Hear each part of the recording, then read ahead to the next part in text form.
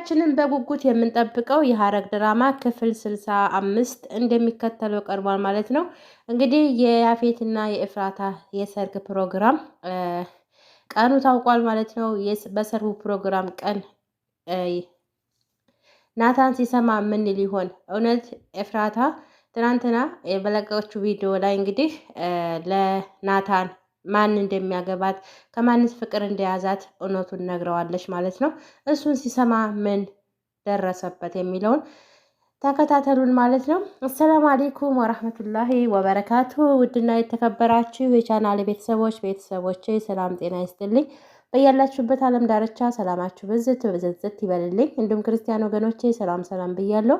ለዚህ ቻናል አዲስ ከሆናችሁ ሰብስክራይብ፣ ላይክ፣ ሼር እንዲሁም የደውል ምልክቷን በመንካት ጊዜ የምለቃቸው ቪዲዮ እንዲደርሳችሁ የኖቲፊኬሽን ምልክቷን መጫን አትርሱ ማለት ነው።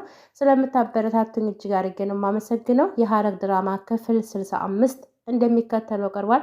እንግዲህ የሐረግ ድራማ ከመጀመሪያው እስካሁን እስካለ ድረስ በጉጉት የምንጠብቀው ድራማ ደስ የሚል አስተማሪ ድራማ ነው። ነገር ግን እውነት ለመናገር ድራማ መሆኑን እያወቅን በጣም በሚያደርጉት ነገር ውሸት ወይም ደግሞ ትምህርት ይሰጣል ማለት ነው። እንግዲህ ናታንና ኤፍራታ በጣም እንደሚዋደዱ በጣም እንደሚፋቀሩ ሁላችንም እናውቃለን። ግን በመፋቀራቸውና በመዋደዳቸው ያፌት እንግዲህ ጨካኝ ሆነ ሰውዬ ሊተኛ አልቻለም። እሱንም እንግዲህ ብዙ መስዋዕትነትን ከፍሎ ናታን ያላደረገውን አድርገሃል፣ ያልገደለውን ሰው ገድሏል ብሎ ናታንን አሸማቆ ወይንም ደግሞ አንገቱን አስደፍቶ በጉልበት እንግዲህ ኤፍራታን ለማግባት ጊዜና ሰዓቱ ደርሷል ማለት ነው። እውነት ያፌት ኤፍራታን ያገባታል ወይ? ኤፍራታን ሲያገባት ናታን ምን ይላል? እንዲሁም ደግሞ በቤተሰቦች ውስጥ ያሉ አሁን ላይ በፊት ላይ የበፊቱ ሙመንት እና ያሆኑ በፊት ጽዮን እንግዲህ መጀመሪያ አእምሮዋ ከመበረዙም በፊት ጽዮን ታውቃላችሁ ኤፍራታን በጣም ትበድላት ነበር። እንዲሁም ደግሞ ናታንን የቤዚ ቤስት ጓደኛ ነበረች። ነገር ግን ቤታቸው ከተወረሰ በኋላ እነ ቤዚ ቤት ከመጡ በኋላ እንግዲህ ጽዮን ከኤፍራታ ጋር ደስ የሚል ግንኙነት ደስ የሚል ተግባብተው ነበረ። ግን በሉሊት የተነሳ ጽዮን አእምሯ እንደተመረዘና የአእምሮ ችግር እንደደረሰባት ታውቃላችሁ። ከጊዜ በኋላ ያሉትን ማስታወስ እንደማትችል የበፊቶችን ግን ማስታወስ እንደምትችል ዶክተር ተናግሮ ነበር። አሁን ላይ ግን ሙሉ በሙሉ ባይሆንም አእምሮዋ እንደሚያስታውስና ነገሮችን ሁሉ እንደምታስታውስ ሰምታለች ማለት ነው። እንዲሁም ደግሞ ነገሮችና አንዳንድ ነገሮችን በምታስታውስበት ጊዜ ያለ የሌለውን እንደምትናገር ነው ማለት ነው። እንግዲህ ኤፍራታ በናታ ያፌት እንደውላለት ያፌት የኔ ፍቅር ናፈቅሽ ለምንድን ነው የማታነሽልኝ ብሎ ሲላት፣ አንተ ሰውዬ በቃ አትፋታኝም ማለት ነው? አረ በእናትህ አረ በእግዚአብሔር አረ እባክህ በፈጠረክ ተው፣ ግድ የለህም ተወይ፣ ተው ብላ ስትለምነው እኔ ልተውሽ አልችልም። አንድ ነገር እንገርሽ፣ ናታንን አንገቱን ቀብሬ ወይንም ደግሞ ናታንን ከዚህ ህይወቱን አበላሽቼ እንዲሁም ደግሞ አንቺን በኔ እጅ ወይም ደግሞ ለእኔ ካላደረግኩኝ እኔ መቼም እንቅልፍ ሊወስደኝ አይችልም። እኔ መቼም ልረጋጋ አልችልም። ይገባሻል?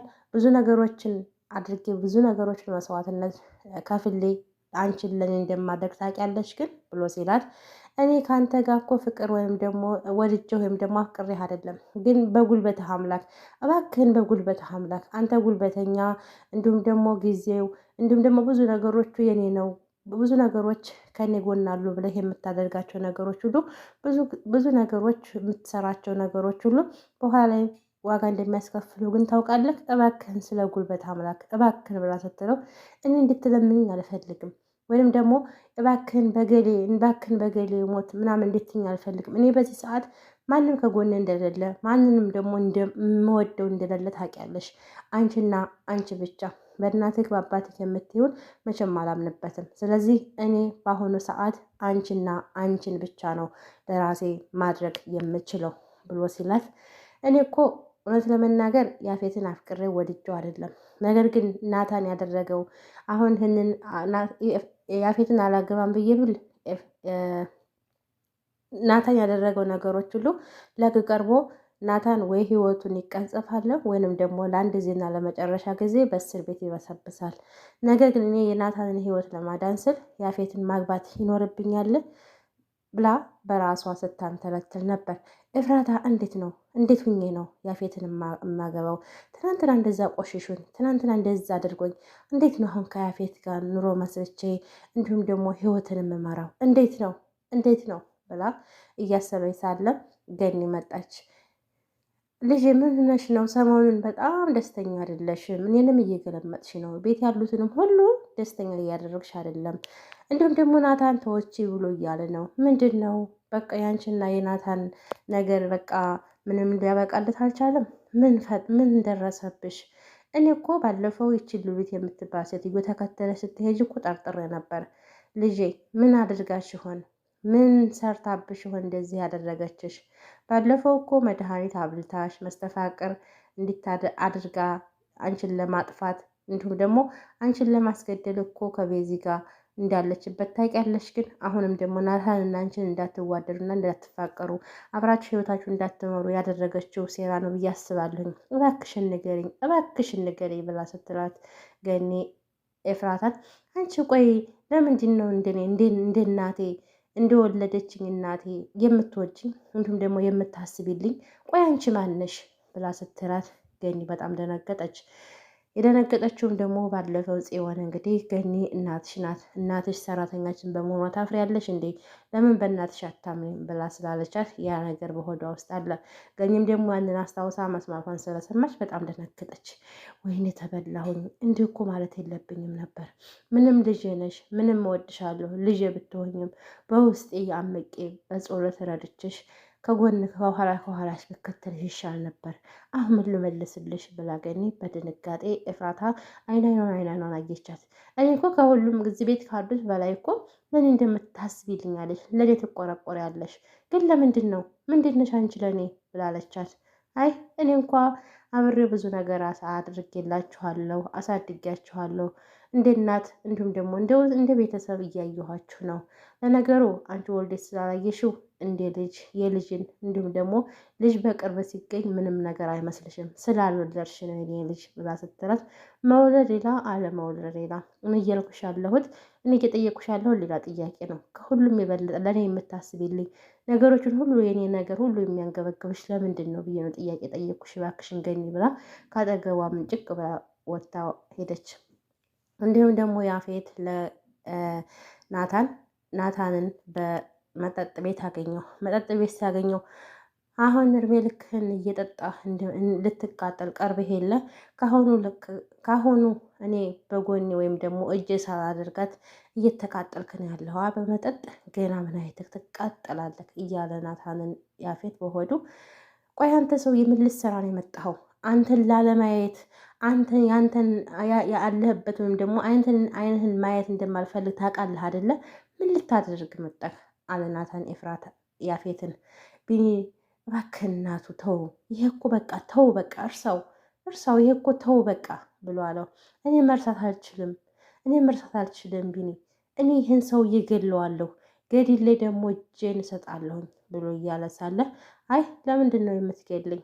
አትቸኩል፣ ገና አይንህ እያለቀሰ እኔ አንተ እንድትሞት አልፈልግም። በአይንህ ልክ እንደንባ ደም እንዲረግፍ አንገትህን ደፍተህ አንተ ትልቅ የጭቆና እንጀርስብህ ነው የምፈልገው፣ እንድትሞት አልፈልግም እያለ በሆዱ እያቅማማ ያፌት ካጠገባችን ትሄዳልናለህ? እባክህን ዘወር ትልናለህ ካጠገባችን ብሎ ሲጠይቀው የት ነው ዘወር የምለው? የት ነው የሚሄደው ብሎ አለ ያፌት። እኔ እኮ የድሮ እኮ እየመጣሁ መጠጣበት እኮ ነው፣ ደንበኞች ናቸው። እንደ አጋጣሚ ስመጣ እናንተንም ያገኘኋቸው። ስለዚህ በቃ ለምንድን ነው የማይተወኝ ሰውዬ? ለምንድን ነው የሚጨቀጭቀኝ? አለው ናታንም ከተቀመጠበት ብድግ ብሎ ያፌትን ሊደበድበው ቢኒ ገላገላቸው። ቢኒ በግልምጫ ያፌትን እባክን ከዚህ ጥፋ፣ ከዚህ ከአጠገባችን ጥፋ፣ እባክን ጊዜያችንን እንዲሁም ቀናችን አታበላሽብን፣ ጥፋ ከዚህ ብሎ ገልምጦ ያፌትን ከካፍቴሪያ ቤት አስወጣው። ያፌትም ቆይ አንተ እኮ የመሞቻህና የመኖሪያ እኮ ቅርብ ነው። ምን አይተህ ገና ምን አይተህ እያለ እየዛተ ከቤቱ ወጥቶ ሄደ። ጽዮን እንግዲህ ኤፍራታን አንቺ ጨካኝ አረመኔ ወንድሜን እንደዚህ አታለሽ ለወንድሜ ያደረግሽው ነገሮችን ሁሉ ሴራሽን አወቅኩኝ። ወንድሜን አንድ ነገር ቢደርስበት አንድ ነገር ቢሆን ባንቺ እንደሆነ ታውቂያለሽ ግን ብላለቻት ኤፍራታን። እባክሽን ጽ ያልሆነ ነገር ነገ የሚቆጭሽን ነገሮች ሁሉ አትናገርኝ። እኔ በአሁኑ ሰዓት ማንም ሰው እንዲናገረኝ አልፈልግም፣ ፈቃደኛ አይደለሁም። በኋላ ግን እውነታውን ትክክለኛውን ስትሰሚ እንዳይቆጭሽ እባክሽን ተናግረሽ ልቤን ከምትሰብሪው ለምንድን ነው የማትይኝ? ተይ በቃ ተይኝ አለች ኤፍራታ።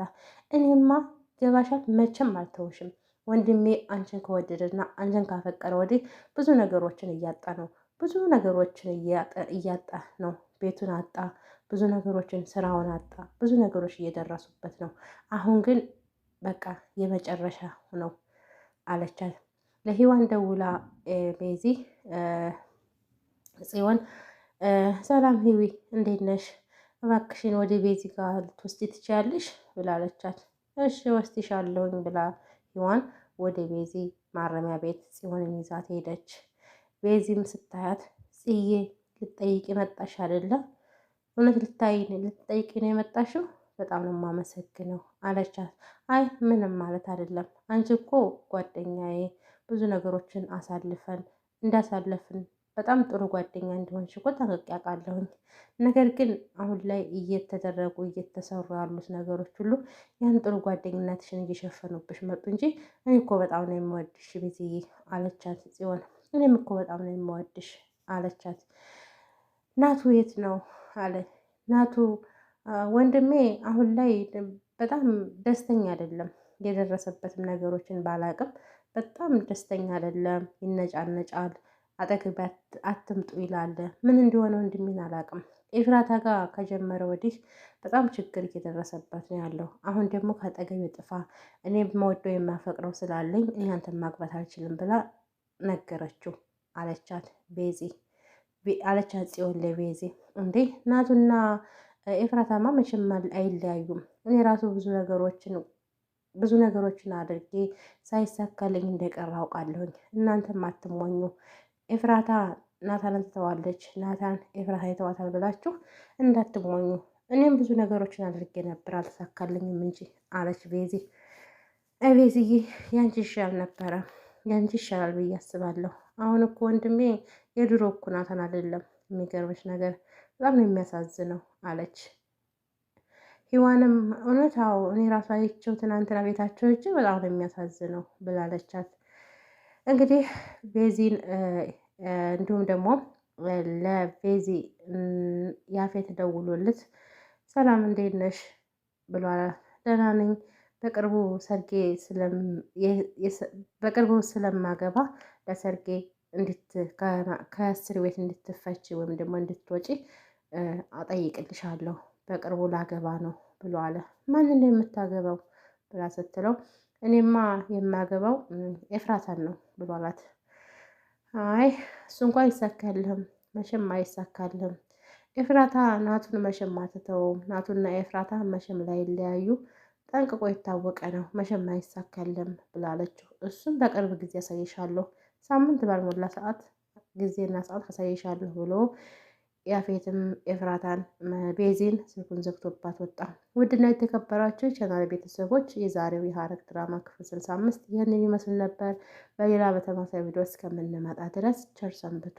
ቪዲዮውን ላይክ፣ ሼር፣ ሰብስክራይብ እያደረጋችሁ አበረታቱኝ። አመሰግናለሁ።